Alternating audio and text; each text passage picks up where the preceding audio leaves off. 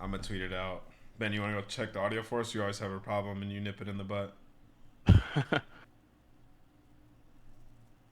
I will send to Chrome. I'm just gonna make a command for Collins.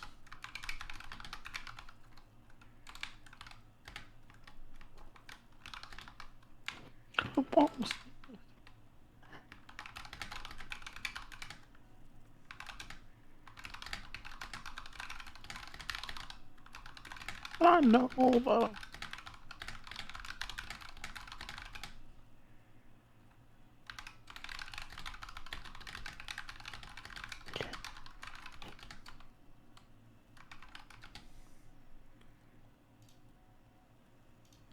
What's up, everyone?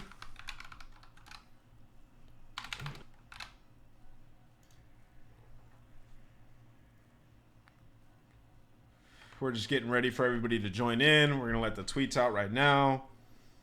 Let me let my tweet out. You can just retweet mine if you want. Yeah.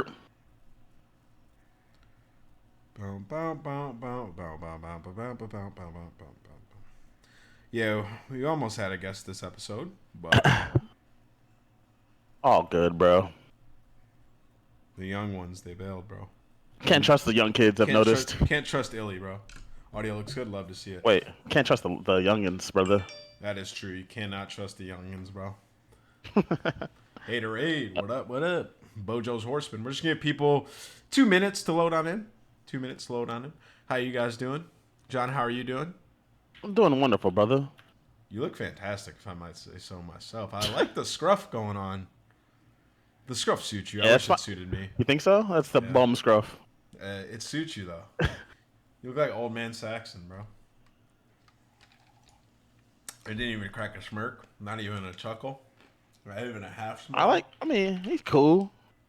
I wish I was the biggest old man Saxon fan as you. I love old man Saxon, bro. That guy should right, have let won me the see. show. What's that wire? Oh, this one. Move that over here. Is Codcast 29? It's 30, brother. Number 30. Number 30. Y'all look good. We love to see it. What's up, Shady? How are you? Yeah, make sure. All right, so now we have a decent amount of people in here. I'm going to probably do this a few times, just basically a call to action for the people who came in here to do the call-ins.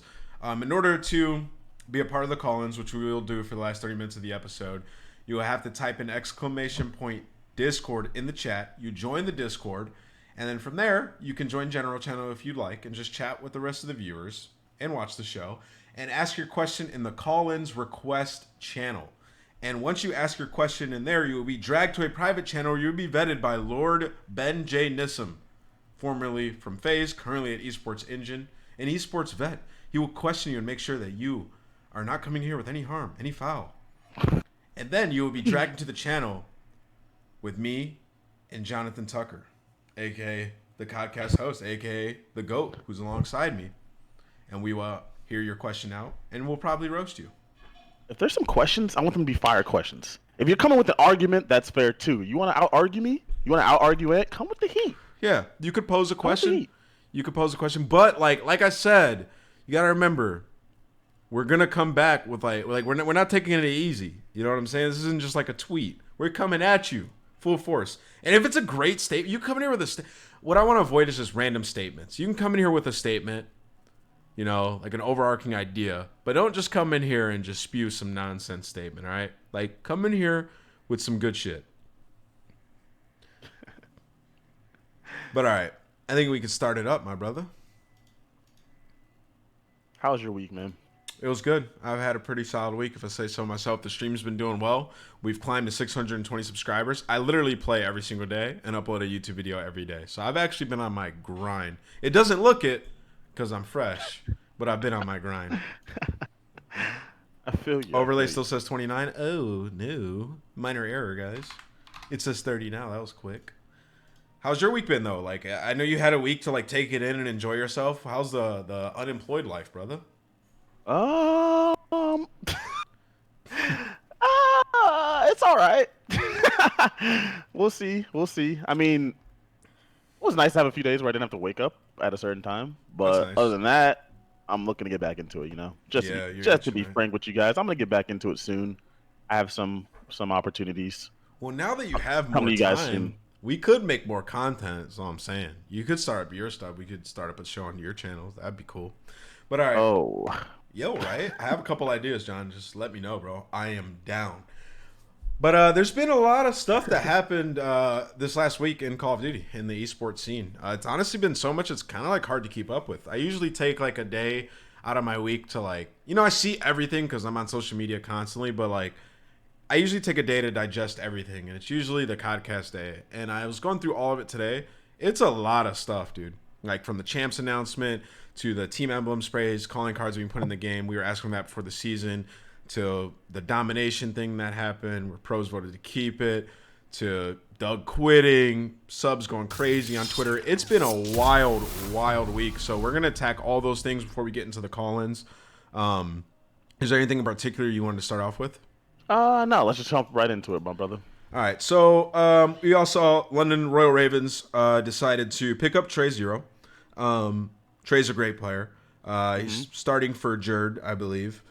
So Sean, are you going to stay in the lineup? Jerd going to get bumped out. Trey Zero going to get put in there. I guess let me hear your thoughts in there on that move. Well, I think that Trey's always been a really good player. Zero. I think that's a really good pickup for them. I mean, I'm not in their scrims every day, but on the outside in, I would love for them to keep Jerd, just to keep that aggression in their lineup. But I'm not sure if he wanted to even play on the team or if they got along. Because oftentimes in the European team scene, I said this last week, there's just they get into arguments. They don't really get along like that well, and to have 5 people get along is extremely important. So I'm not really sure what happened there. But picking up Zero to me is a really good move for that team, and apparently they've been doing really well in scrims. So I look forward to seeing the new look Ravens team play. Yeah, so there's no doubt in my mind that Trey's a great player and he's going to make the team a bit better, right? Like I feel like they were in that area where they were one step away from being one of the consistent threats that could make it to a championship. Winning a championship's another beast in itself because we've seen this roster multiple times. These types of players, Wuskin, Scraps, Trey, Jared, all these guys team before, and they haven't won, right? Like they haven't gotten that championship. Like this isn't something new. We've seen it so many times, and they haven't won. But they were always a great team that got they could make it to a championship. They can get really close, but no cigar. And that's my thing is will they win? Will they beat an Empire or a FaZe? I don't know, man. These Empire and FaZe, they seem better than the teams that the Red Reserve was going against back in the day and weren't able to take down. So it just seems like a move where they might get a little bit better, but will they win a championship? I don't think they will with that team, but I'm excited to watch them play. Shawnee looked really good for what we typically see of Shawnee, and adding Trey, getting that extra slaying power because Jerd has been underwhelming this season. I don't think he's been in the best position on his team, but adding Trey there might help them a little bit. I just don't think they're going to get a championship. Do you see where I'm coming from?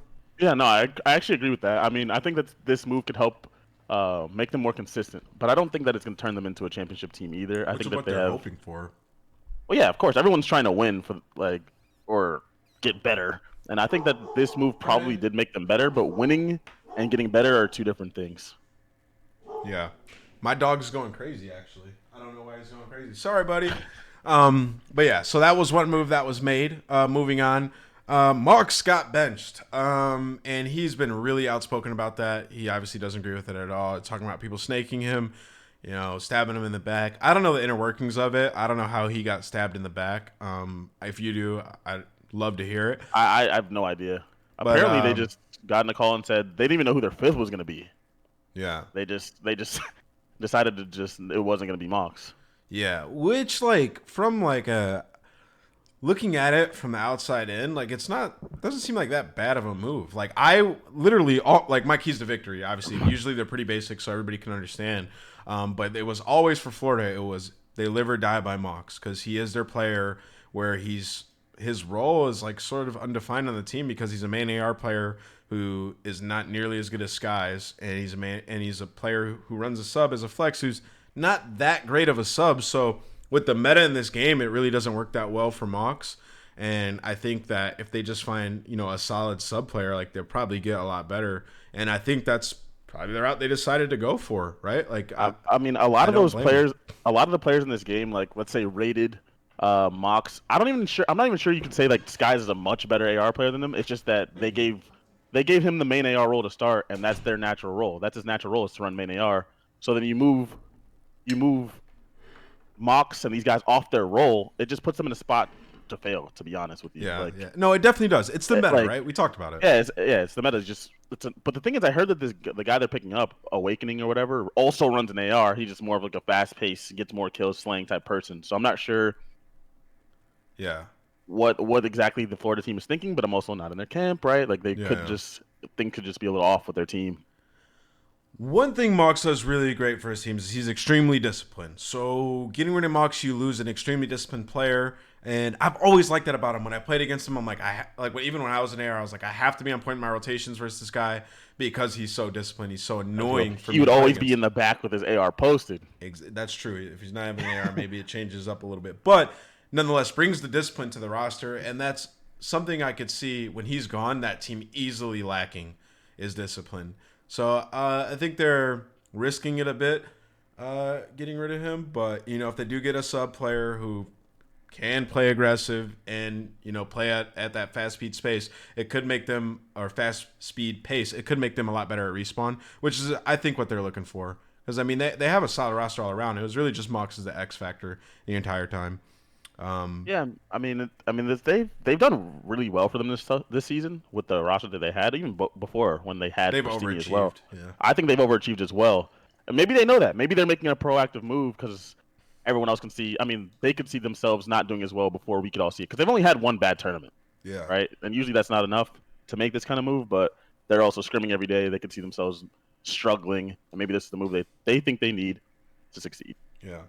All right, so moving on from that one, because we know he's been really outspoken. I'd love to hear more from Mox. Maybe we'll try to get him on for like a quick 20-minute show or something to hear him elaborate more on that.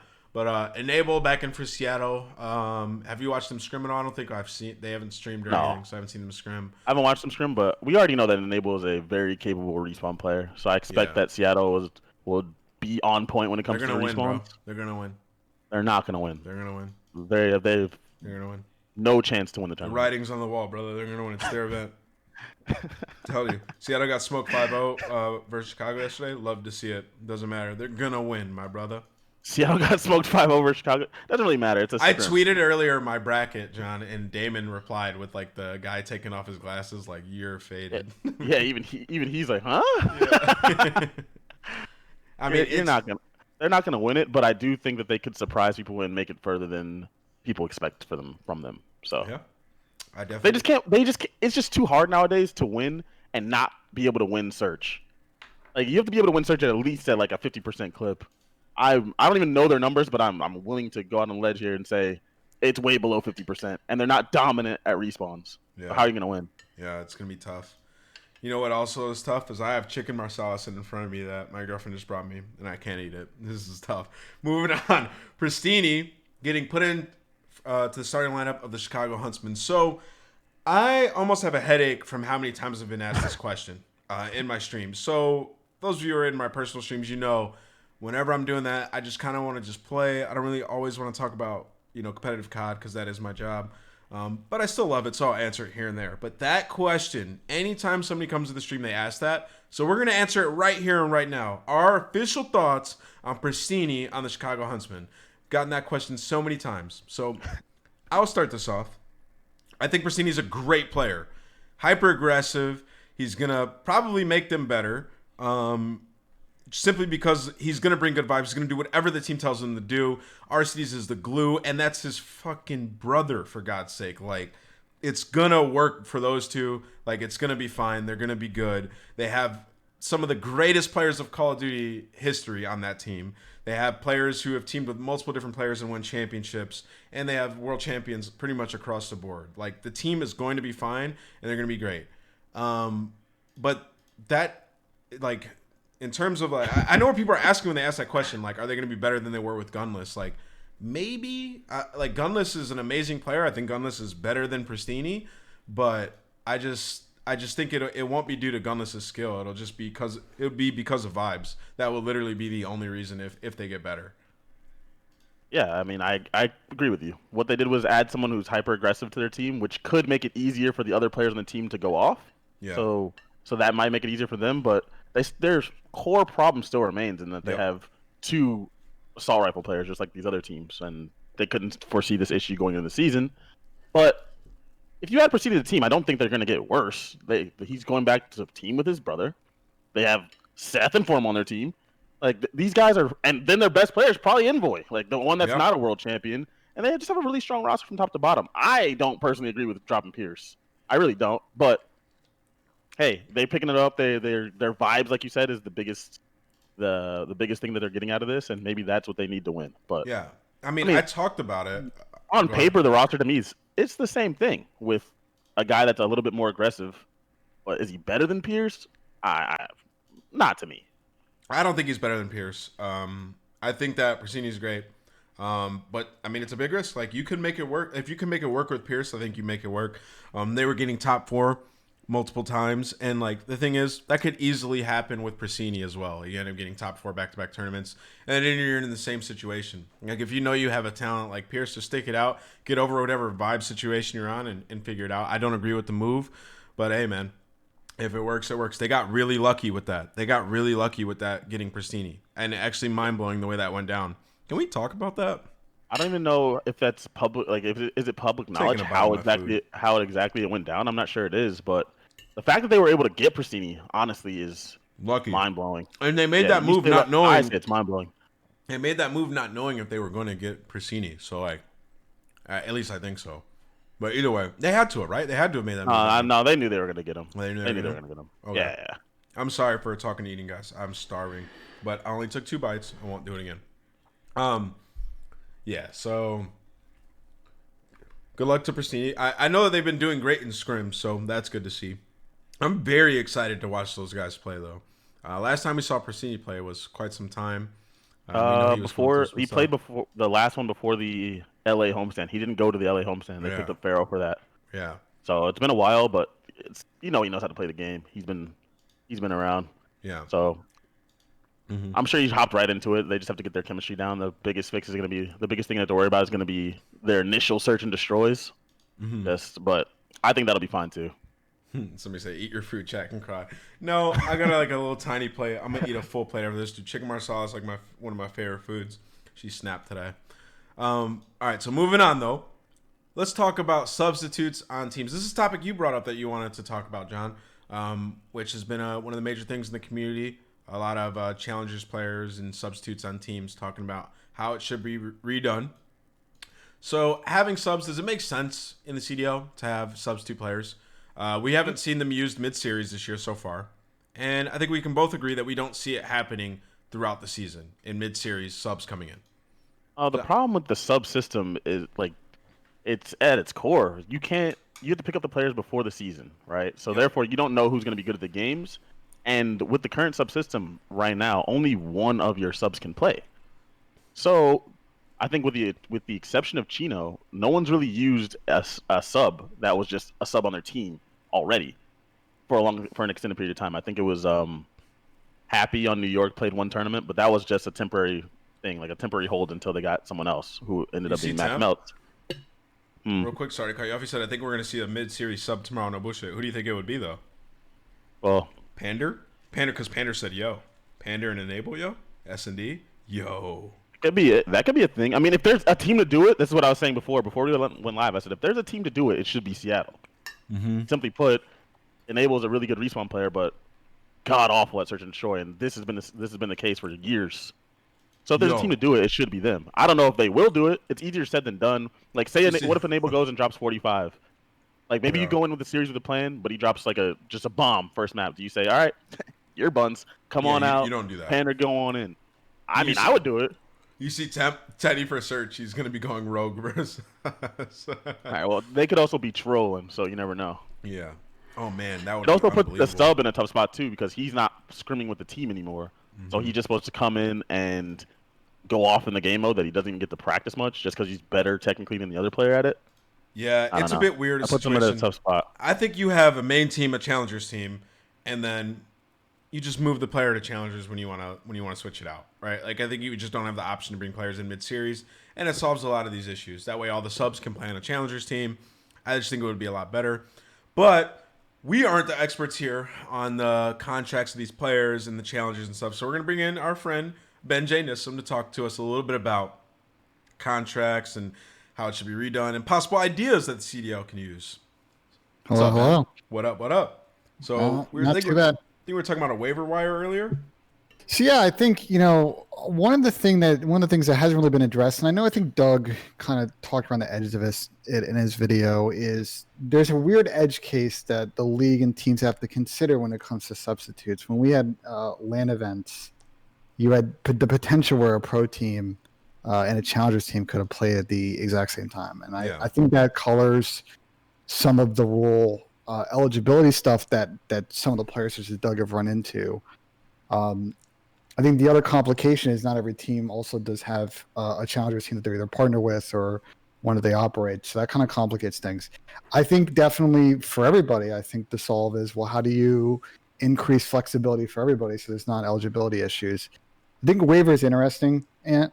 Yeah, I do too. Transactionally, it gives pros a path out of a team if they get dropped, because the team could just claim the waiver, and then that team that the pro is on before, well, your salary's now off the books, so there's no salary cap concerns on that end, and you queue up teams based on reverse standings or whatever your metric is. I think the question for you guys is what's to solve. If you only have 10 players on a roster, then there's no extra one player left over, so that edge case is still in place. So does that force teams then to have a coach who is that sixth sub Man, player for the pro team? It's tough. It's tough when it comes to that, because then Joey Nubsy can't be your sub player. I mean, the sub players essentially aren't going to be used in those situations. You're just putting them there as a placeholder, which is obviously something that you don't want. Are you suggesting that we force every franchise team to have a challengers team, just basically adding to their payroll? Yeah, you're just adding to their payroll for players that likely they're not going to use. So I think this is kind of an interesting issue. I don't think you can force teams to do it. You're asking to take on and commit to more salary on the books for potentially, if they don't, build their system or get the right players, they get no return on that investment.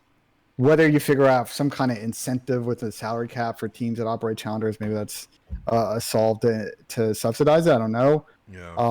I do think though, there are teams in big markets that would make sense to operate a challengers team, because you have to think it's not a short-term 2 or 3 year horizon. What are you doing in 5 or 6 years to try and generate? It's like building talent for your team. Yeah. 18-year-old kids that become eligible local market, and you find the next scump out there, and you're on your team, and now you've got them developed and ready to go. I mean, look at the amount of players that have already come out of the amateur scene. It's going to be almost a necessity for some of these teams to have challenger teams. You're going to want to vet it and do it yourself and curate it. Well, yeah, a lot of those kids are just now turning 18 though, so you couldn't even sign those kids if you wanted to your challengers team. You basically have to keep your ear to the street and pay attention every single year, which also begs the question: why even pick these subs up before the season? Just because you have to by a rule, but you're taking a shot in the dark, picking up these players. So people are saying that people picked up the wrong subs preseason. How do you pick up the right subs if it's a new game that comes out and you don't know? You have no idea who's going to be good at this new game. How do you pick up the correct subs? It's obviously a great question. I think one area where teams obviously made mistakes was by double stacking their subs with players that were only in the AR position. They didn't try and get either a faster AR or someone who can run a sub full time and be a plus player on the map. Obviously, that's tough because that position in particular is very scarce these days. I think maybe teams could have left that spot open and just see what happened after the first event. That's what I think. They could have left it open. What do you mean? A sub spot? Yeah. No. You had to sign 2 sub spots, right? You needed to sign 2 subs. You had to by the rule. You had to sign 2 subs by a certain. By a certain date. Maybe that rule maybe should get adjusted for next year, because that didn't give teams the flexibility, or maybe teams should have been more aggressive in telling a sub, hey, you're the 7th spot on the roster and there's someone else we want. We'll try and get you in a different situation, but we want to go in a different direction. So, John, how would you fix it then? Well, one, I would make it where both subs are allowed to play in whatever challengers thing becomes available. I agree. With no restrictions. And just put it There's no 2 match restrictions, no nothing. Just if you're a sub for a team and you get called up, sure, you come play. That's what you want to do. We're not going to see mid-series. You shouldn't be restricted. People aren't going to be put in mid-series, and if that's the one thing that's stopping us from doing it because they're going to play at the same time, and just say you can't put him in mid-series then. Like if he's playing in challengers, you're gonna allow him to do that at this time, then he can't play.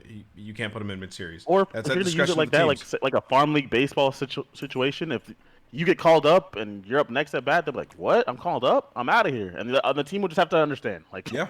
we're getting forfeited because our guy is going to play with the pro team. Yep. And I think since that's not going to happen in reality, I think that most players would be okay with that situation.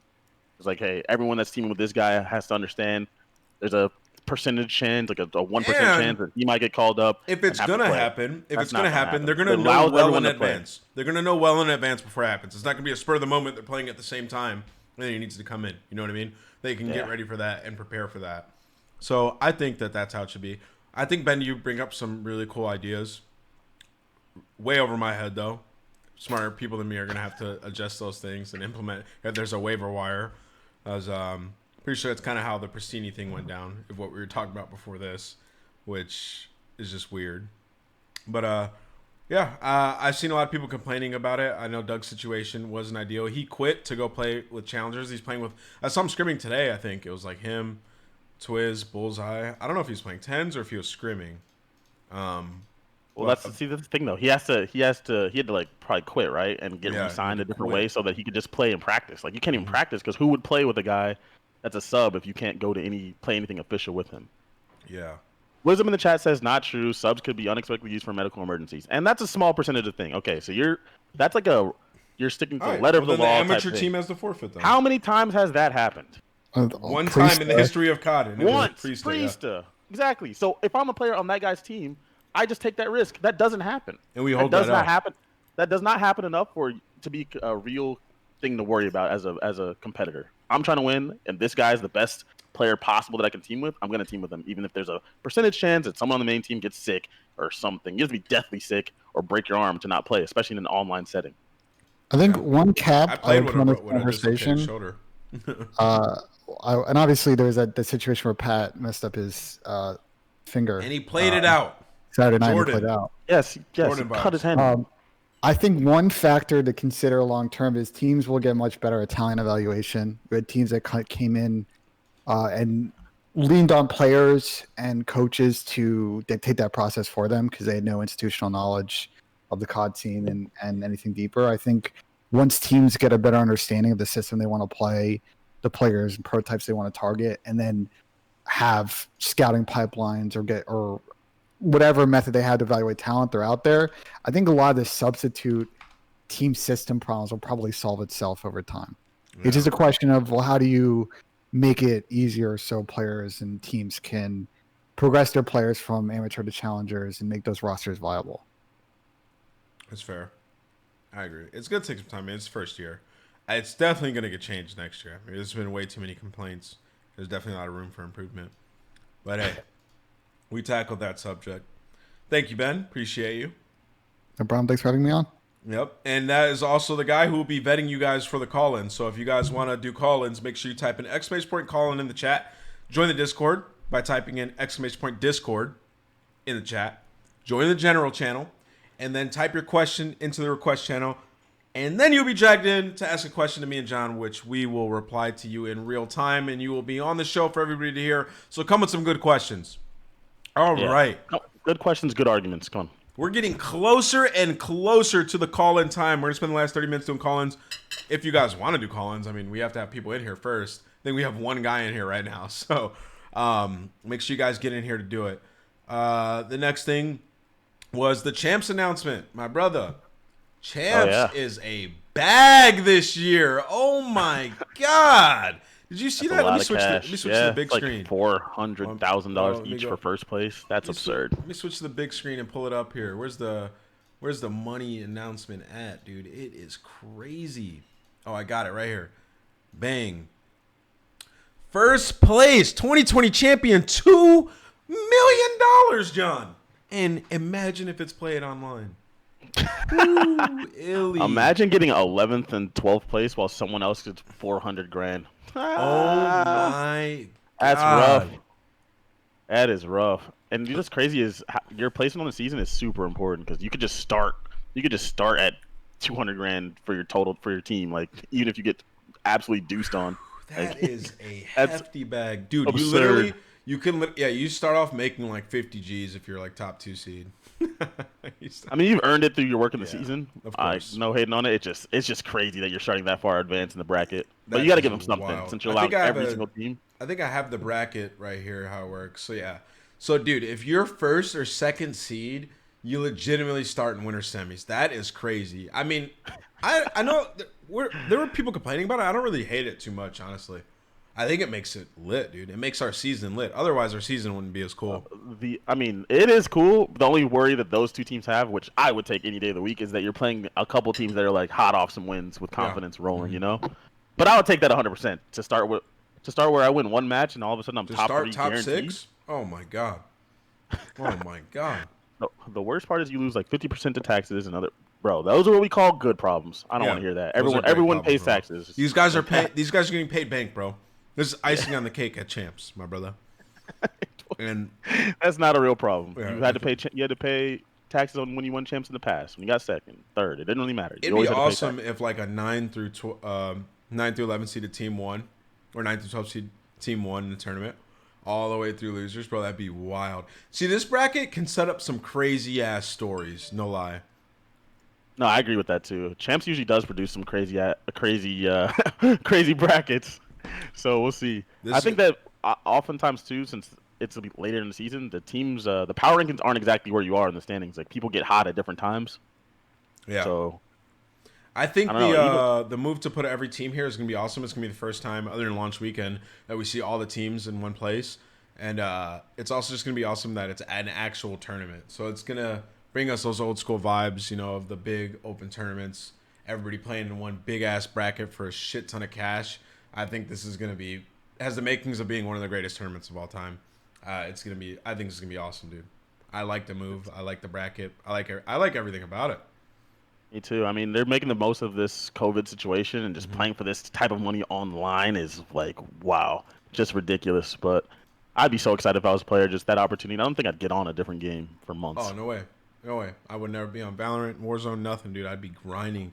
Dude, a couple months you can, I mean, these guys are making bank, but their life can Nah, it's a life-changing amount of money. Yeah, it is. That's a life-changing amount of money that you could do a lot with. You could put it in savings, invest it, do whatever you want with it, but it's a life-changing amount of money for sure, no matter how much you're making. That's crazy. I'm excited for that one, though. Champs this year is going to be dummy lit. And first and second seed is huge. And the cool thing about it is we have a couple teams in the race for first and second seed right now. So, I mean, even like let me go back to the bracket.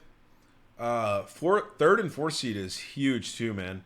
Every single round in Champs bracket is massive. Like, it's just like knock that one down, knock that one down, knock that one down. Like, it's massive in winner's bracket.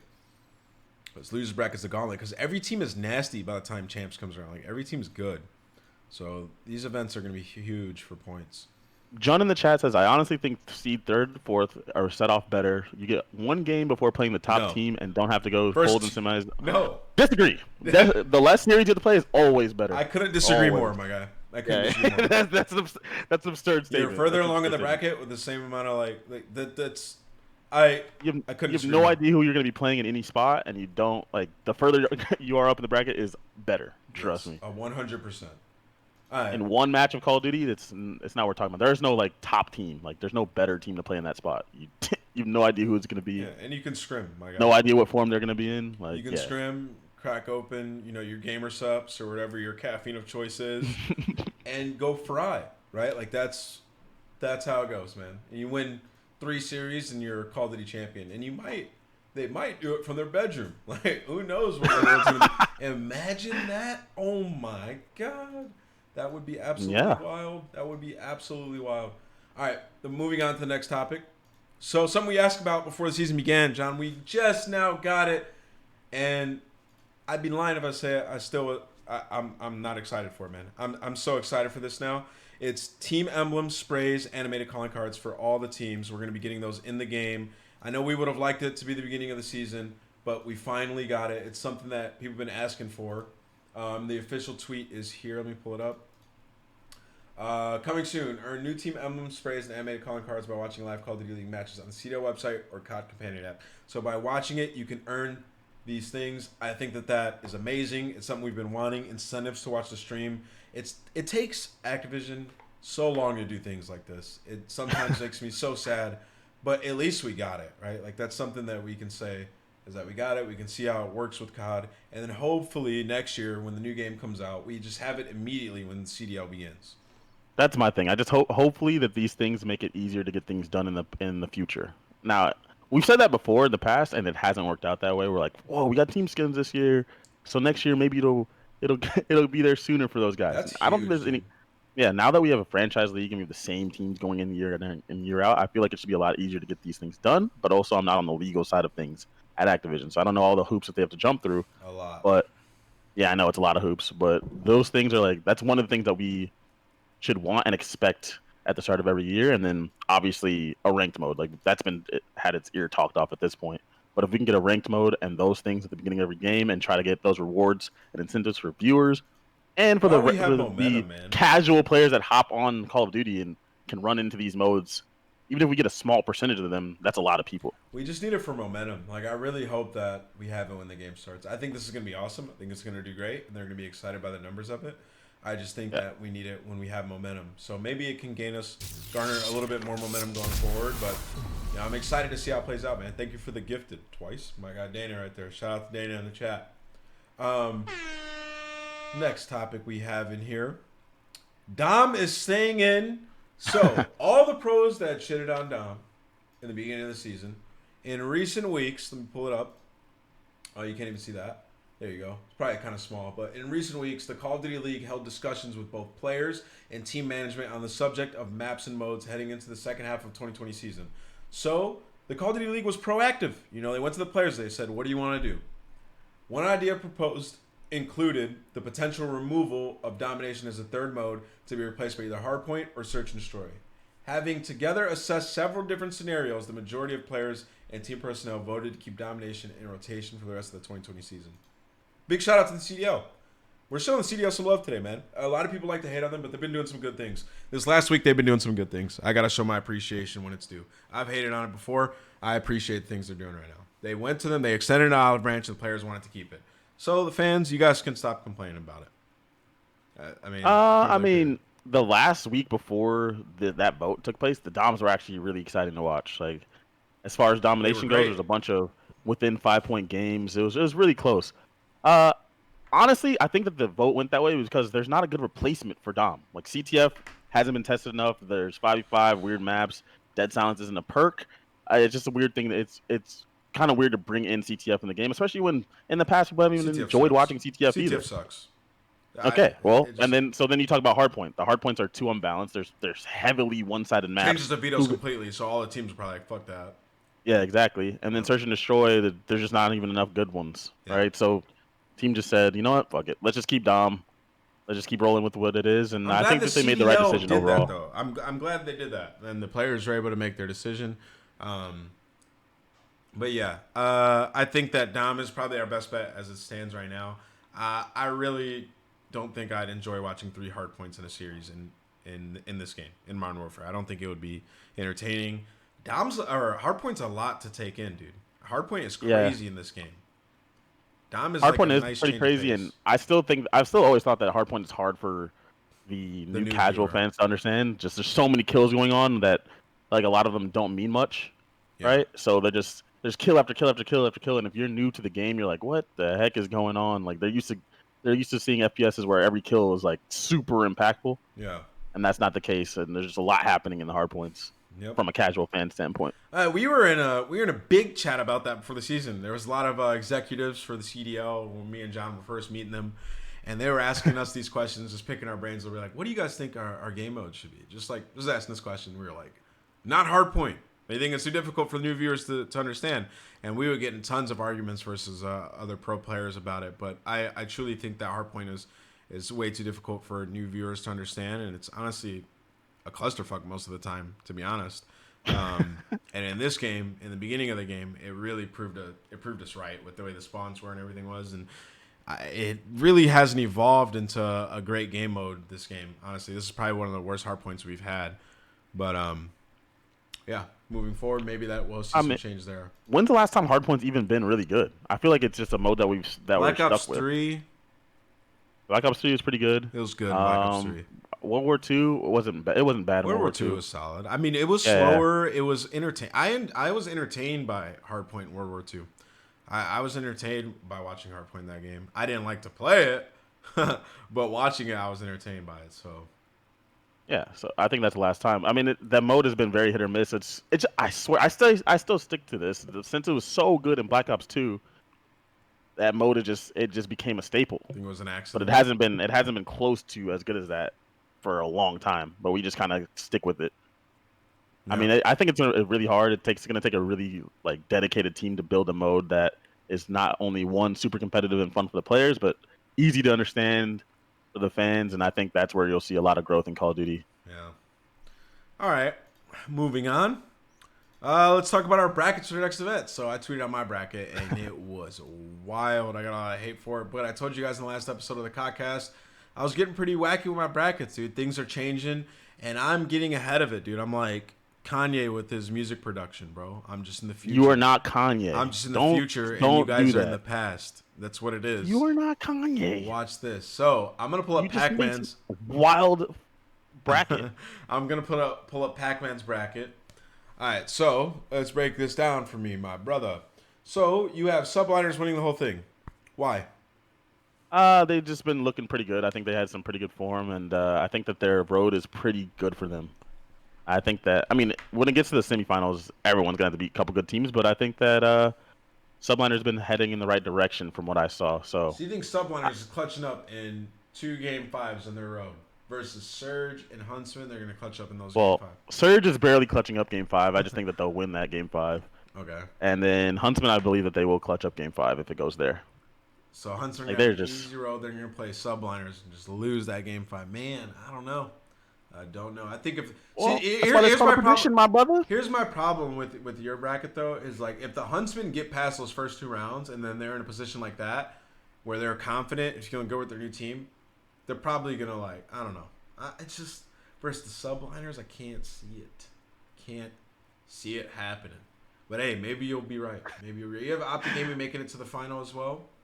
Yeah, I think that the team's headed in the right direction, and I feel like their road is hard, right? But that team usually picks up steam. So if they beat the Rocker, which I think that historically they do really well against, they'll beat Chicago and then just go on to make it to the finals for sure. All right, so I'm faded. I had Subliners beating Huntsman as well. All right, so here's my thing. I made mine pretty quick. Basically, the one thing I want you guys to take away from my bracket is that Surge are going to win this tournament. I have a gut feeling. And here it goes. It's based upon strictly my gut feeling, right? No hard-hitting analysis here. You'll get it after the games, during the games, when the series are gone. But strictly gut feeling here. And I'm going to come back to this clip when it's all said and done and be like, I fucking told all of you. So, Royal Ravens, I think that Trey on the team will be solid. I think it'll be great. I think they'll beat Gorillas.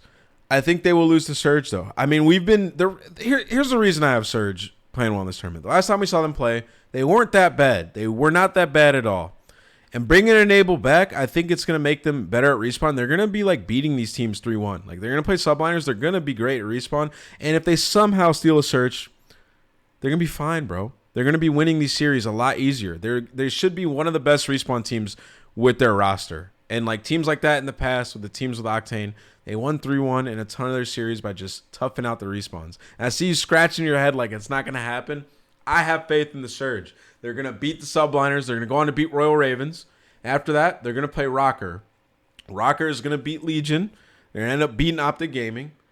And then they're going to beat Rocker and find themselves in a finals where they don't have to play Huntsman. They have to play Subliners, and they're going to win that series.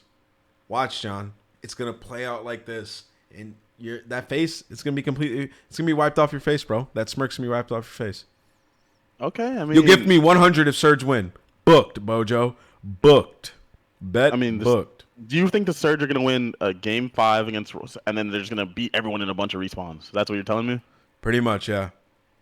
Pretty much. That's exactly what's going to happen. So you're just doing one of those things where you just make the worst bracket possible, and then if it's wrong, you're just like, oh, my bracket was crazy. But if you're right, you're like, I'm a genius. You're doing one of those, right? I actually think this is going to happen, though. You don't actually believe that. No, you don't actually believe that, but I respect them out. it. Hashtag drown them out. But hey, tweet us your predictions in your bracket and a screenshot to Codcast_pod or me or Pac-Man on Twitter, and we'll feature them in the next episode and see who has the best bracket. So make sure you do that. Go fill out your bracket. I will drop a link in the chat for you guys to do it. I think this is a really cool thing that the CDL has done. So drop that, and I will show it on the next episode. But I think it's about time to do some call-ins, John. You ready? Let's get it done. All right, guys. So we're doing a brand new thing on the Codcast. We're going to be doing call-ins on the show. So you guys can come in here. You can chat shit with us. You'll have about 2.5 minutes max. I don't want to spend too much time on each person. Even if it's a great question, I don't want to spend too much time because we're going to try to get people in and out. If you want to do a call-in, and you have a computer or phone, you can join the Discord. You do ! Call in the chat. It'll explain how, ! Discord, and the rest will explain itself. Just join the general channel and go talk to my guy, FCMB. That is FaZe Ben. Go talk to him, and he'll explain how you guys can come in and ask us some questions. He's typing in the chat, ! Call in. I'm going to let a tweet out right now. Just please be polite, guys. Don't be weird. Just be cool. Type ! Discord in the chat and join the server. We have a few people in here right now, so I'm going to go into the call-ins request, and I'm going to type. Actually, I'm going to go to the call-ins channel. I got to read the questions first. Okay.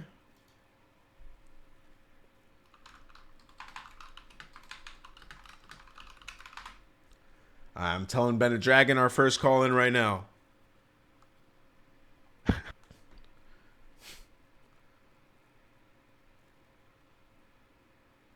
Okay, I see Ethan in here. Do not let Ethan in here. Hey, Wildcat, how's it going, man? Not bad. How are you, brother? I'm doing great, man. Is this your first time watching the show? 30th time watching the show? How many episodes? I've been watching since like World War II. Wow, so you're an OG, man. Appreciate you coming in with your questions into the call-in. How you doing, brother? Hanging in there, just gaming. Love to hear it. Trying to stay healthy. Love to hear it. So what's your question? All right. Do you think it's beneficial for Enable to just play respawn only? Or do you think he should find another team? He's just going to be subbing out for S&D. Oh, we don't know that he's going to be subbing out for S&D. So All right, let's say he is. Let's say he is, then it's still beneficial for him to play.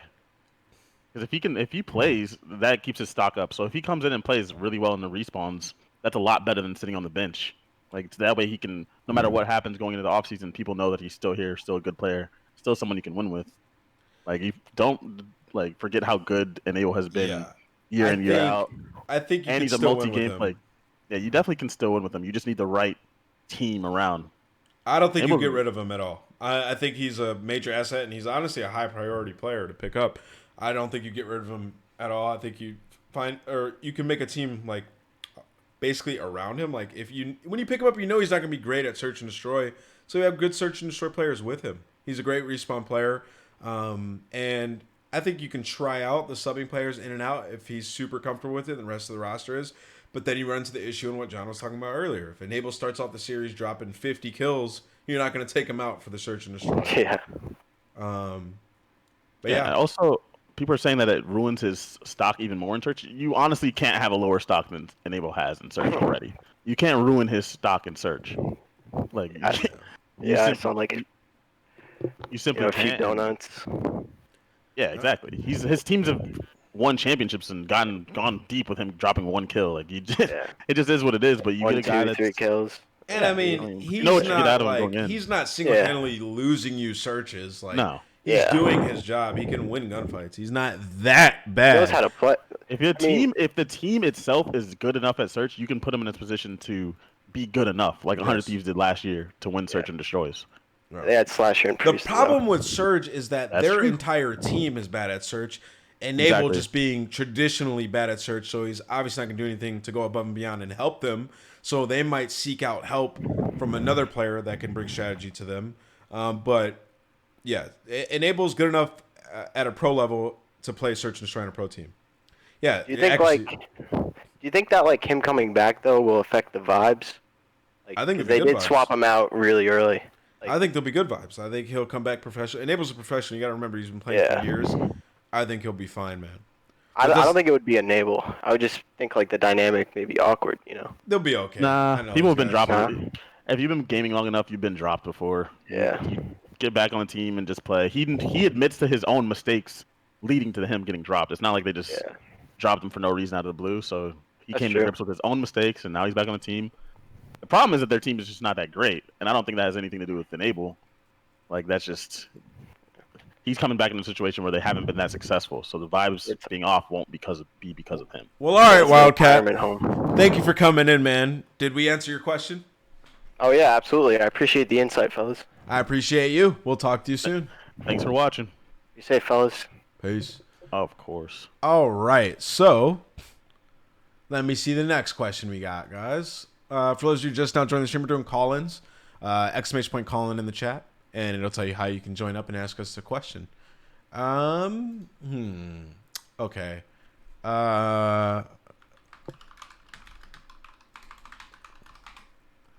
We have another one in. Exclamation point call-in. It's all one word, actually. Join the Discord. What a great guy, by the way. What a great first call-in. Love that guy. We have another call-in. This guy's name is Ethan with a U. Really weird spelled name. How you doing, man? Welcome to the show. Thank you. This is really exciting. It's nice to meet you guys. Who let Ethan in here, man? What's up, Ethan? So, what's your question? So, I heard that you two both got started on Call of Duty 2. Is that right? Indeed it is. I want to know, between the two of you, who was better at Call of Duty 2? I was better at Call of Duty 2. Oh, that's cap. That's absolute cap, brother. I was well above and beyond better than you at COD 2, John. And you know that for a fact. Don't lie. This conversation is pointless because he knows I was actually different at COD 2 What? and COD 4. I was just insane. At COD 4, you had me. 100% you had me. I won't lie. You were better than me at COD 4. 100%, right? You're on the better team. You understood the game better. But COD 2, you were not better than me at COD 2. There's no way you actually believe that. I literally was on all the top 8 teams on the team ladder at one time on separate accounts. All that meant you're just not loyal. What? I stuck with I remember stuck with my guys, and I was different, bro. You were nasty, but remember what happened. I joined your team. We smoked IXI instantaneously. I joined your team. Yeah, I never said you weren't good at the game. You're You just just weren't better than me. Okay. All right. Well, this is like we're not gonna. This isn't. We're gonna have no resolve in this question. Like That's what I was saying. Well, Ethan just it comes in trying to. I am literally on Urban Dictionary for my COD 2 skills. Not submitted by me, by the way. You need to go play each other at some point. I will. I have it in the actually future. downloaded on PC. Wait, I can play with Xbox Store. I'll fry your shit. Oh man. Well, right. that was my question. Thanks for the gentlemen. question. Bye, man. Peace out, Ethan. Bye, Ethan with a What a U. terrible question. What an awful question. I love Ethan. Guy's an idiot. Yeah, what an idiot. All right, bring me in the next call in, guys. Sorry you had to hear that. It's the bad side of both of us. Got another call in coming in shortly. What's going on, Safari? How you doing? I'm good, man. How you guys doing? Doing fantastic. Good, man. Thanks for letting me on. No worries at all. What's your question? So it's kind of like a two-parter. My first question is going to be biggest regrets in your guys' playing careers, and one thing you both wish you could go back and change. So kind of the same thing, but You can go ahead, go first. I'll start it off. I have a few regrets in my COD career. One being leaving Optic in MW2 when I was making YouTube videos. What a terrible decision that was. Optic blew the hell up after that. I don't know if that's my biggest regret though, but I'm gonna leave it there for now unless I think of something better. Go ahead, John. Do you want you just want it competitively speaking, my biggest regret, or something like in Nameless where he said I just could have made a bunch of money making videos? Okay. No, Well, that like- was competitive. I sketched in their team. Yeah, like biggest like when you were playing. Well, I have one. Honestly, back in Black Ops 3, I feel like I was really good at that game, and we just ended up sticking with it as our team for way too long. And there was a chance to team with Theory and Goonjar, and we were really good together, but we just let the organization not let us team together for some reason, and then we ended up getting dropped anyways by the organization. So I was like, why the fuck did we listen to that? I Was should have TSM? done what we wanted to do. Yeah, TSM wouldn't let us make the team change. I remember that. Yeah, but we were really good together. We're like, dude, our team sucks. Let us change. Oh, I know my biggest regret: dropping JCap and Clayster in AW.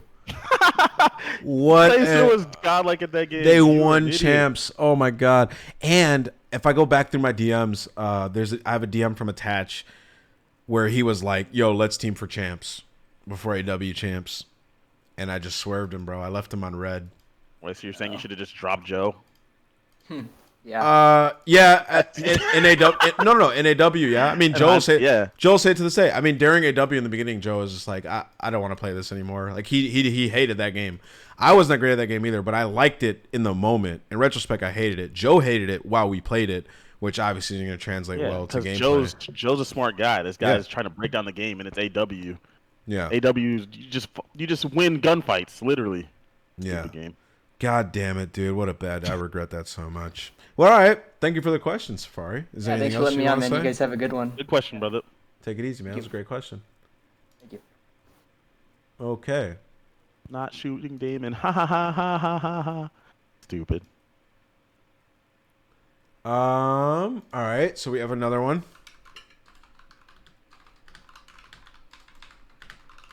This is really fun doing these call-ins, bro. We're getting some pretty good questions. Where's accuracy at in the chat? Yeah, I thought accuracy wanted to do a call-in. Come on in, brother. He was getting mad I was calling him accuracy. What are you talking about, Dana? What did you say? LMAO, ain't too funny. What did I do? You just regret dropping both. Ant can go first like he wasn't about to anyway.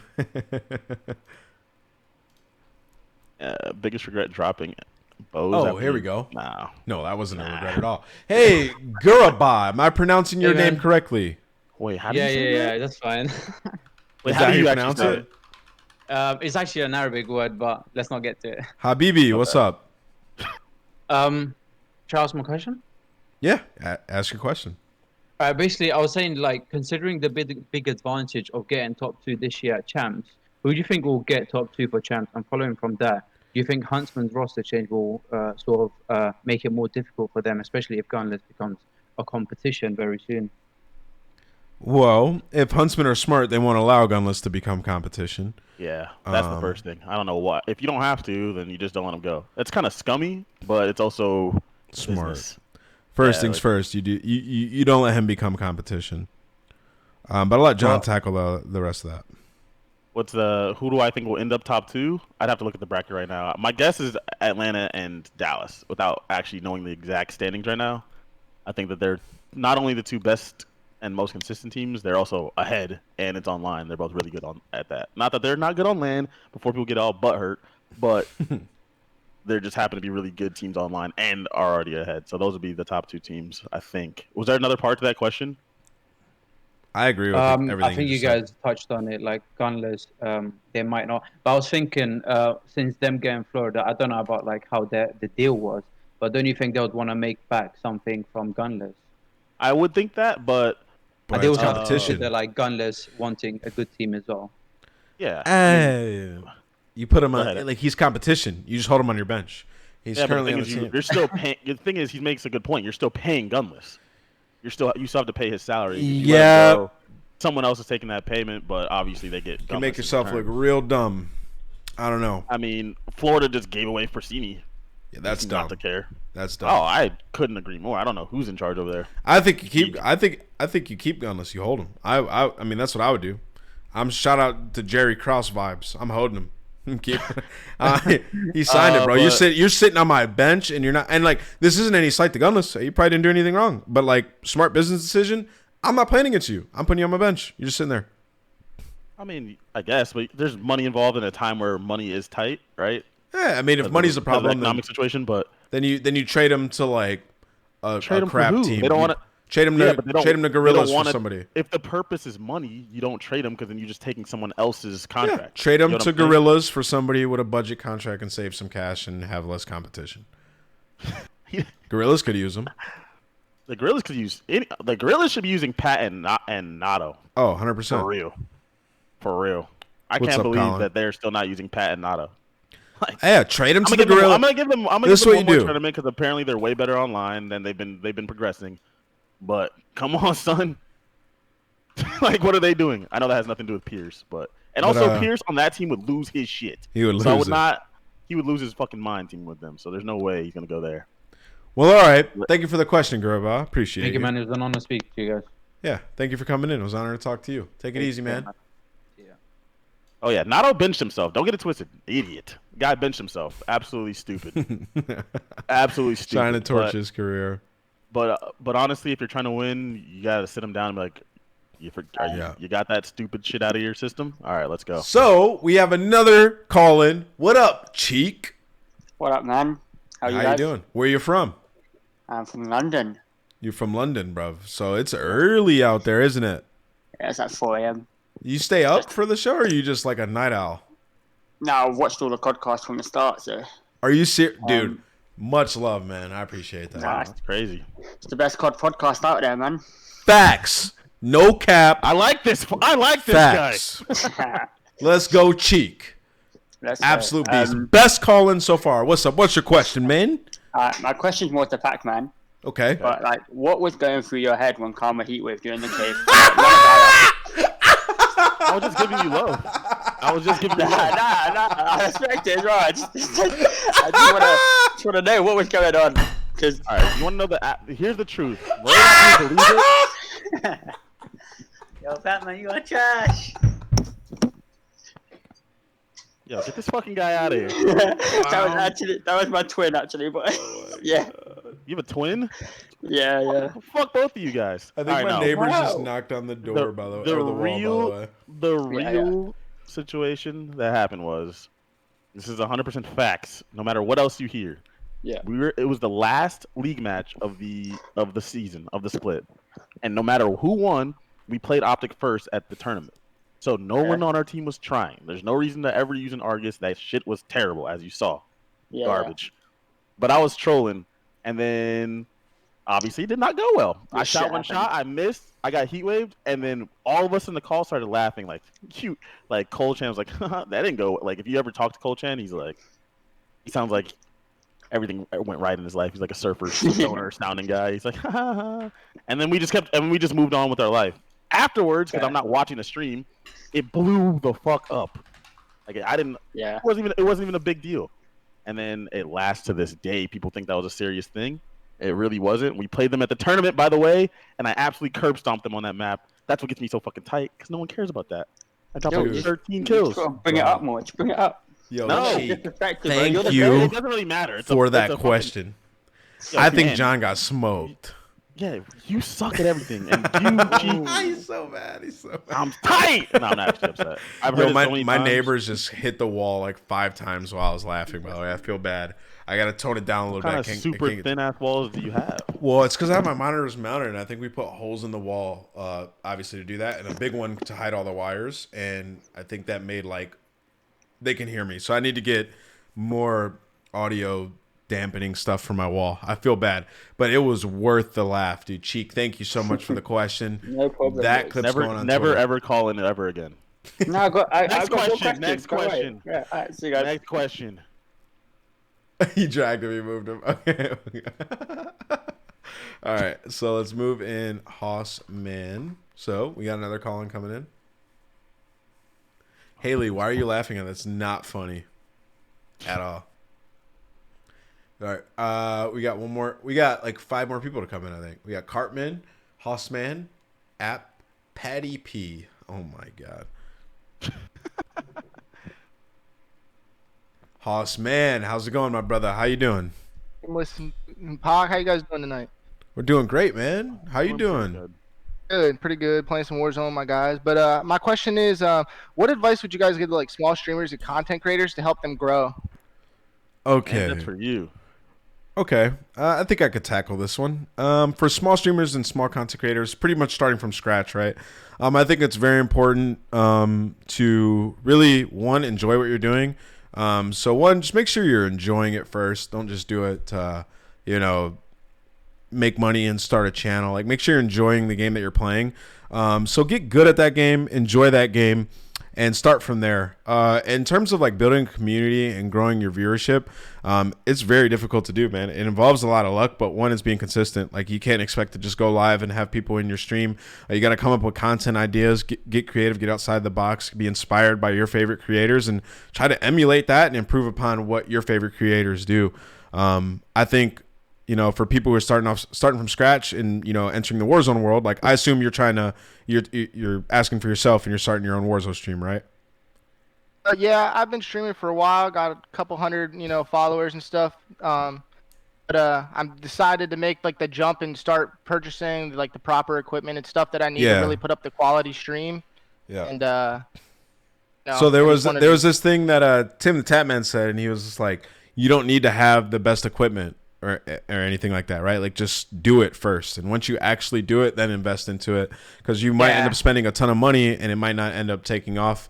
I would just say commit to your normal stuff that you're doing, like your job or school or whatever it is, and do it on the side. And if it starts to work out, just go from there, because it's very difficult. That's what I've been doing, streaming on the side. Let me be the devil's advocate here. Are you funny? My friends tell me I am. I don't like to say that I am, but hey, if you're funny, you're funny. Are you really good at Warzone? I mean, I'm not dropping like 50 bombs or 40 bombs like Sump, but yeah. All right, my question is, or to say, why would someone watch you as opposed to someone else? So some people have, like, they're not the best players, but they're funny, they're hilarious. They can entertain you even while they suck or are average. Dr. Disrespect, right? He's like the epitome of this. Not that he sucks, but he ain't very good. Yeah, He's hilarious. You know what I mean? So why would they watch you? What's your thing? I'd like to say that I give a little bit of everything. I like to think that I'm pretty good at most of the games that I do play. I spend a lot of time gaming when I'm not working. It's pretty much all I ever do when I'm not working. Okay. And so I provide good gameplay, and I'd like to think that I do have some good jokes and pretty funny from here and there. And importantly, I just want to be able to entertain. Like, I just like being able to like talk to people and like have that interaction and stuff. Yeah.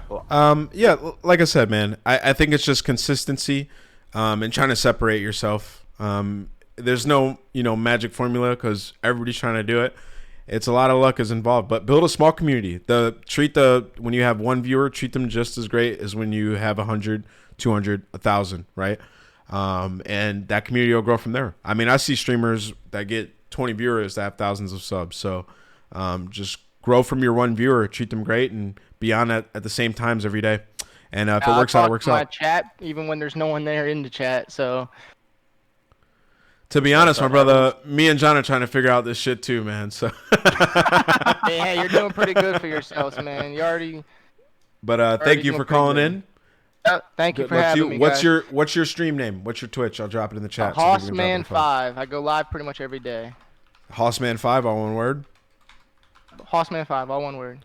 All right, man. Go check out his Twitch if you guys are interested. Maybe check him out, see if he's actually funny, and we'll judge him from there. Yo, take it easy, Hossman. Much love, man. Thank you, man. Thank you. Yes, sir.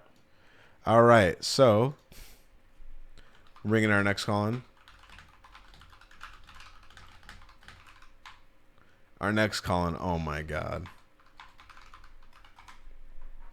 Oh my god. It was our next call in. Classified. Okay, that's crazy. Seabass. Yeah, but she's also not in a normal situation. True. It is. I did not come at that guy. I'm giving him real life. That's real life. That's how it works.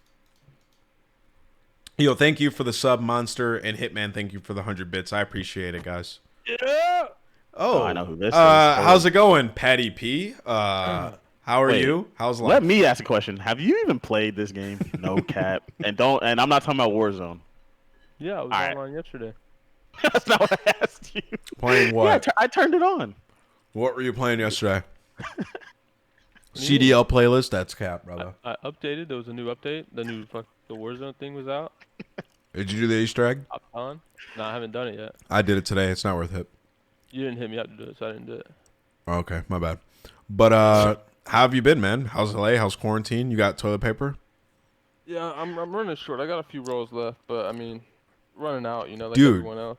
Dude, I bought a lot of toilet paper just because I stock up, and I haven't ran out. Like, I still have it from before quarantine even began, bro. I'm on point. I must be shitting a lot, bro, because I had like I had like 30 plus. I mean, when it comes out of your ass and your In the mouth, balls like today. you run through a lot of toilet paper. It's just That's tough. true. That's true. But what's your question, Pat? Yeah, so I mean, look, us three together, probably have like 30 years Call of Duty experience. So I'm Maybe interested more. in your guys' opinion. Ignoring the current cycle that Activision is using with Call of Duty developers, do you guys think Infinity Ward, given how everything has gone down this year, and I guess how the multiplayer focus with this specific title has been since launch, do you guys think they should be allowed to have another title in the CDL Oh, again? you're trying to get me to kill my relationship with one of two studios? Set me up, brother. Oh my God. Whoa. Oh shit. Well, Pat, you see, I'm unemployed right now, so I'm gonna swing that one to. I mean, I think there's a like a non-biased combo, or just not even like a. So here, I actually have a way I think around it's- this it's- with my I mean, answer. It's just. Wait, very you have a student answer for this? No, I have my wishful thinking answer to this. This isn't a suit answer, chat. You know I'm a straight shooter, but I'm gonna give you my wishful thinking in a positive light. My ultimate dream and hope is that all the studios come together, that being Treyarch, Infinity dream Ward, team. and make the dream team. Activision forces them to make a Call of Duty, and they force them to do it. And, if they want to make a new one every year, so be it. But make one COD, bring the best aspects of both, and put it into one. That's what I want. Force them to do it. And I think it'd be better. Because I don't think it's any secret that They're never gonna work together. Infinity Ward has made a lot of... Well, Activision make them do it. Infinity Ward has made a lot of mistakes. And a lot of things that we get put in one COD, the next year it just miraculously gets removed out of nowhere. We're like, well, we missed that, right? Like how do we have such a good ranking system in World War II? And where the hell is it? It's like... We need things like that to be a consistent thing in COD. We're gonna lose people over time. It's a problem. That's my stance is like with the CDL. Obviously, it was new this year, right? It just came out. With it being brand new, I think it was honestly paramount for this title to have a very strong competitive focus. And granted, there was Warzone and everything else, but I truly feel that there not being a specific competitive focus on the dev side. It kind of really hurts the CDL as a whole, and especially on launch year. I think that was a big misstep where no matter what title or developer you have work on the game, if you're gonna have a $25 million buy-in league, you want just developers in general, not specific Infinity Ward, because Infinity Ward has done great things in the past, but you want the developer to be creating a game that is constantly being updated, right? Making sure there's not issues. Yeah. I mean, this is a huge league. We just saw announced like 2 days ago. There's a $4 million champs purse, I think, or something like that. So I mean, I think that's a big concern. I think pro players alike should all kind of fight weigh for in that. on that. I think I think you guys both agree with me when I say I think we were just expecting a bit more this year, right? Like I think when we heard franchise league and everything that was going to happen, and we've gotten a lot, but I think we were just all expecting a little bit more. I think a lot of people are a little bit let down by the support and the things that have been put in, maybe where but they've then been here's too what I'm late. gonna say: the competitive side of COD is a very small percentage of the total number of COD players. And they add Warzone, and now Call of Duty is the biggest game. If you do something and do it great, though, it's like biggest game in the world right now. They obviously want it to get big. Like, no, right. Free-to-play game will always be the biggest game in the world.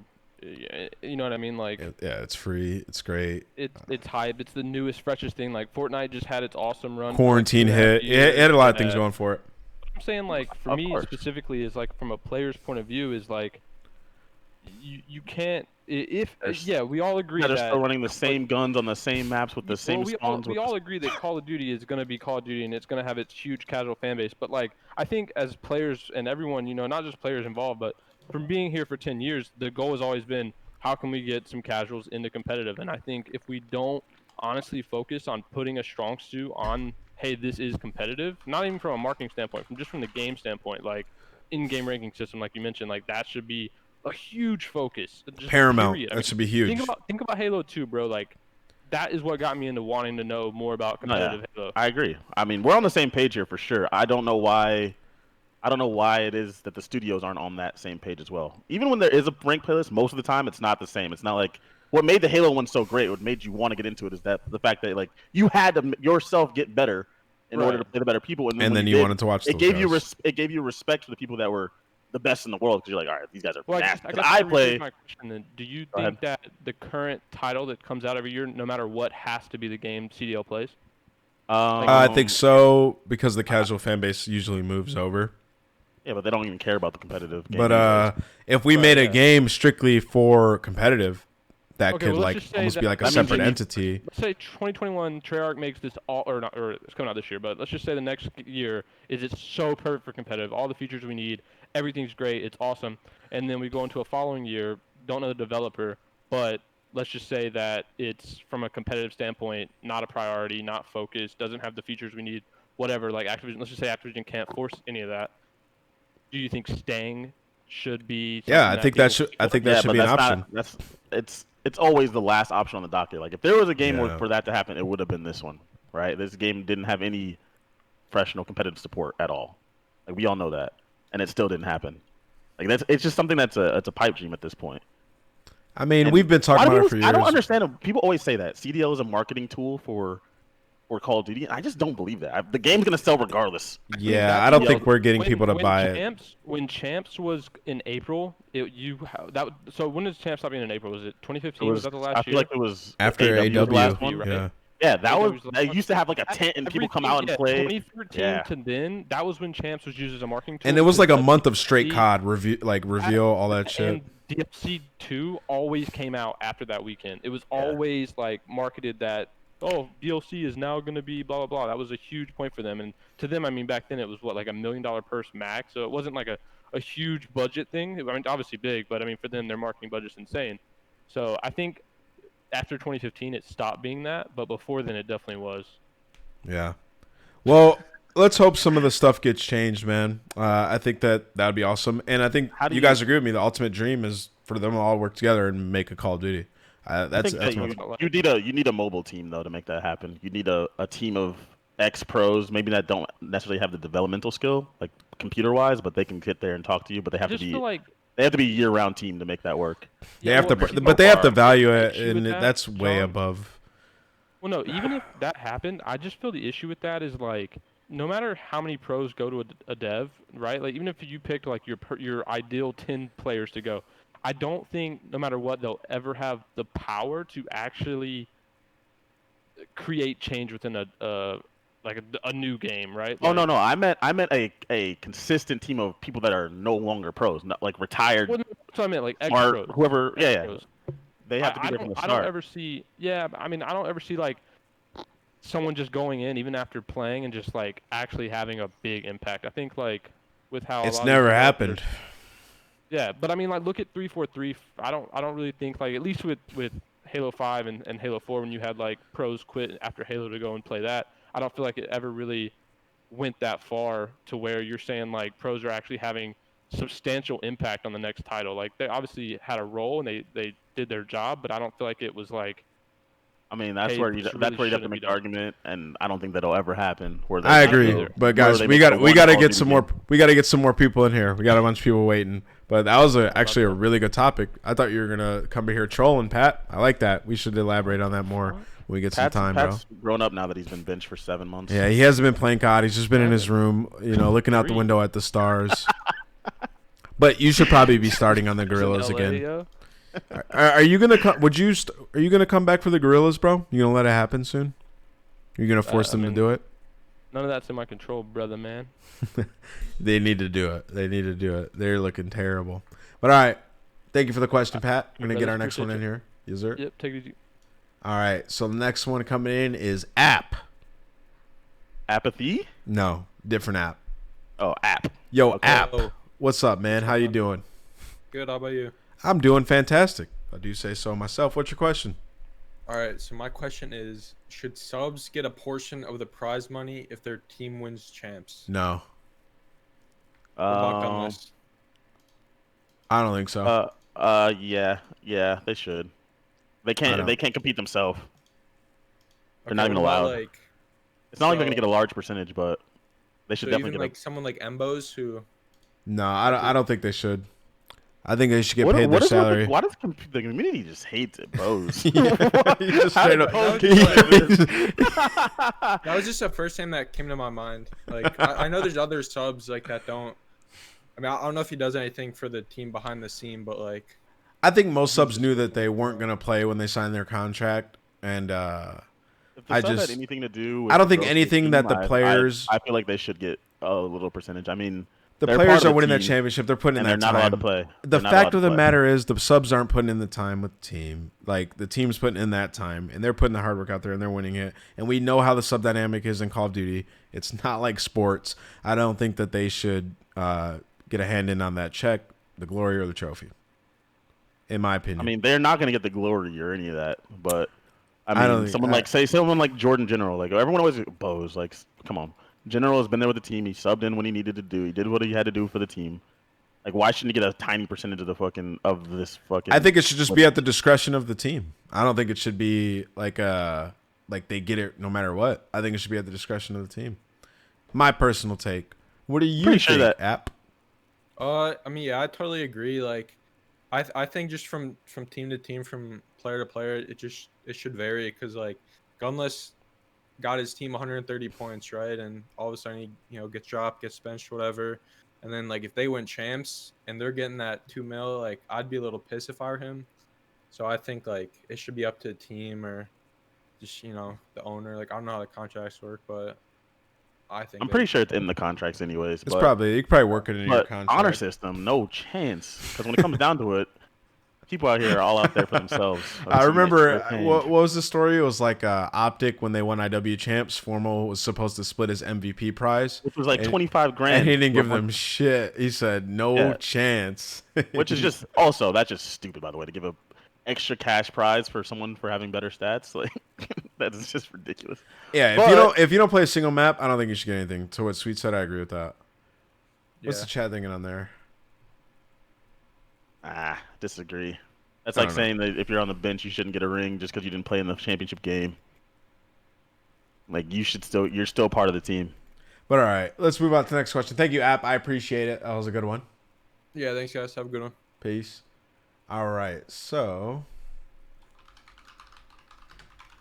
you don't know anything about competing. You're part of the team. You're part of the team. Whether or not you play or not, you're a part of the team. You should get whatever. By the way, quick shout out to the ring, goats in the chat. We got Attach in here, Accuracy in here, Slasher in here. Much love, everybody coming out, showing some support. I think we got Katie's in here. What's up? We got who else is in the chat? I think that's at least as far as people I know. We got some of the regular homies in here. Jay Hayes, what's up? Big Hayes, going global. MJ Cheen, what up, what up, what up? Aches, my guy, he was just in here. Miles, what's up, man? Okay, I was buying time. Now we can have our next call in. Oliver Holt, how are you doing, man? And what is your question? Good. How are you, Nameless Impact? Wow, your voice is very deep. How are you? Deep. Good. Staying through this quarantine pretty good. Good. All right, so my question is, do we want the jetpack era back? Because in my opinion, it was the best comp to watch, and it had some of the best S&D scene regardless. All right, Optimus Prime. I think I had heard some of the best S&D. Yeah, BO3 S&D. That is BO3 S&D. Look, man. Look, BO3 S&D was the best If you S&D. You had Simp, you had Illy. Okay, well, first of all, though, that's not competitive. You were watching 2v2 S&D. Yo, hey, my brother, you can ask the question, but to say that as a fact, yo, that search and destroy was not the best search, bro. It was the worst search and destroy, actually. By far. Black Ops 3 was the best of the game, search and destroy, and Ghost was infinitely better than that. Black Ops 2 was better than that. World War 2 search was better than that. Yeah. Even this game search is comparable. Like, and that's saying something. And that is saying something. To say you want the jetpack era back, okay, that's fine. But not for search and destroy. And I don't even know how you even make that claim. That it was legitimately killed the search and destroy scene. After IW search and destroy, like all you did was hold your teammate's hand and jump around together. There was no. They removed the thought process out of search and destroy. Search and destroy in AW was terrible. This game, you just wait for dead silence to pop. I mean, that's not all it is. That's just not true. I feel like that's what people say, but that's not exactly true. You have to get map control and you have to do the right things. I mean, in IW, I just waited for my camo. Like, it was like until they made it where you that's earn just it. one player though. Well, yeah, but that one player is super OP. Yeah, he literally breaks he literally breaks a team setup. Anyways, regardless of S&D, what about the jetpack era? If the only reason I missed the jetpack era even a little bit is because of uplink. Yeah. If it wasn't for that, the whole era is garbage in my opinion. It just people just have this revisionist history because they just started watching COD. Black Ops 3 could have been cool with no afterburner. Yeah, and what Looney said, 4v4. I miss 4v4 a lot. I think I agree. 4v4 is more important than jetpacks for sure. Black Ops 3 could have been an unreal game without afterburner. That game could have been amazing. There'd have been like the right balance to me. To me, Black Ops 3 is by far the best jetpack game. Not even close. I don't even think it's somewhat close. Yeah. And even in that game, I feel like I just think we had a couple things that held us back in Black Ops 3, like having 4 game modes, the biggest map set that we've ever had that messed up the vetoes entirely. Having ban and protect was a terrible idea. If we got rid of ban and protect, and we had our rule set, and we got rid of the huge map set, the 4th game mode, that game could have been unbelievable. That hardpoint was so good in that game. If we had 2 hardpoints in a series, it'd been great. And we had no afterburner. We had no control that year in terms of like rules and stuff. If we were able to do that, that game would have been one of the best games we've ever had. And it's sad because we barely even had events in that game as well. But to answer your question, that would be the only game I miss for jetpacks. AW, which a lot of people had fun playing, it's actually a tragically bad competitive game. Yeah, like it is. Minimal thought process. You threw a stun in the air, blew it up, and wiped people's screens, and you literally just jumped around and won gunfights. There just happened to be a million tournaments in that game. So and IW was way too broken. Snaking was way too OP. The metas we had in that game were just terrible. Wall running was super OP in that game as well because you could just wall run, look over stuff, and continuously do it. Like I remember playing, what was that breakout map, and Slack would just wall run over and over and over and hop over. Like that game just, I didn't like that game. It didn't play well. I think the only game I had fun was like Throwback, or only map I had fun was Throwback Hardpoint. It's the only map I had fun in that game. But hey, man, I don't think you'll see a jetpack game again. I mean, the rumors are it's Cold War. Yeah. AW was by far the best jetpack. Nice try. But thank you for the question, man. I know we kind of came at you, but your statement was wild. It's all good. Yeah, your statement was good. You guys said you were going to roast, and I accept that when I get in here. Thanks for calling in. Thank you, Oliver. Take it easy. Okay. You really said that S&D was better with the jetpacks. Guy was faded, bro. Come on, my brother. And there you go, Slasher, who's very good at the game. Because people often say if you're not good at the game, that's why you didn't like it. Slasher was very good at AW, and he says it was garbage. Hello. So we got a couple of community questions. Okay. Got a question from Steech. What about Modern Warfare has made it easier for new players to enter the scene? It's the most different Call of Duty. There's squad spawns. It's the way you take fights in these games. We haven't talked about this in a while, but this one. The left stick mechanics in order to get into fights has to go. It just has to go. Like, or the right stick. I'm sorry. You slide into the fights. Like all that is corny. 5v5. Yeah, let's go on. Yeah, 5v5 and all that, and all the movement to get in the fight. So honestly, it removes the smarter players in positioning. The spawn logic makes the game hectic. Yeah, so essentially the game's hectic, and these new players there's always these players in the past, by the way. These players that had like individual talent. There's always been those players, but then you watch them play and you're like, oh, he's just kind of stupid. So he's always easy to beat. But with the way you move around in these games and 5v5s, it kind of eliminates a lot of that. So it's just easier for these players to come up. I agree. What's the next one, Ben? The next question is from NKzer1. Who has the best chance to reach $1 million earnings career in Call of Duty? Crim. Aren't there who are the people that have a chance if they win? Isn't it like Slasher, Crim, Clay, Seth, Formal, something like that? I mean, whoever's in range of winning the championship this year. Probably Crim, right? Because it's Karma. It's Karma and Crim. And yeah, Crim and Clay, and Karma will hit it, or excuse me, Crim will hit it before Clay because he's 25K ahead of him. Those two guys. I mean, they'd hit it together, right? Yeah, essentially. And they're in a really good team right now. So yeah, those Damon, two for sure. Damon is obviously up there, but his team just has less chance of winning. is chalked right now. So yeah. Yeah, I mean, I think that question answers itself. Just the ones that are the highest up. Were those the last two, Ben? I got one more. from Okay. Garuba again. It's kind of a combo question. So, Okay. part one of the question is: has 5v5 removed competitiveness to a level? And the follow up to that is: do you guys Yes. think that 4v4 would be better than 5v5? Well, I think we yeah. answered that, right? I Yeah, think we everyone did. agrees that 44 would be much better. I think the that- developers pushed it for like showing off their characters and stuff in the last game. Is that what it was? Yeah, I think. I mean, probably didn't they? Wasn't it Black Ops 4? showing off how the characters Black work Ops together. 4 like 5v5 in pubs? So it Yeah. was meant to bridge the gap between. It was to show off how the characters work together, I think. But like, and to make it more like pubs, what Dylan said. I just think Right. 4v4 is better. COD's become more hectic since then. I wish we could go back. We probably won't, but yeah, I think it needs to be it's much better. 44 and what everyone else has said, or what other people said in the past. 44 with maps that are designed for the game mode, as opposed to just a map in the game and then we put a game mode on it and hope that it works. Like design a search and destroy map, design a hardpoint map, design these things, and that would help COD a lot. We're really far off that, but Yeah. Well, all right. Thanks, Ben. Appreciate it. No problem. Yo, that was really fun, John. The Collins. I enjoyed that. Yeah, that was good. We could do that another time. Do we have a clown of the week? I don't know that we do. I'm surprised that nobody came in here with any arguments. It was all questions. Yeah. But it was good. I don't think we have a clown of the week, chat. I wanted to do Doug, but he's not really a clown. It's actually a good move for him. I think we might skip clown of the week this week. I think we might have to skip it. Looney said we should just make competitive BR an offline viewership. Oh man. Well, all right, guys. I appreciate you guys tuning in this week. This was a wonderful episode. I appreciate everybody who stopped by to do the call-ins. I think we spent 34 minutes on it, so that was pretty fun. Much love and appreciation to all of you guys who are listening in the audio version on Spotify or iTunes.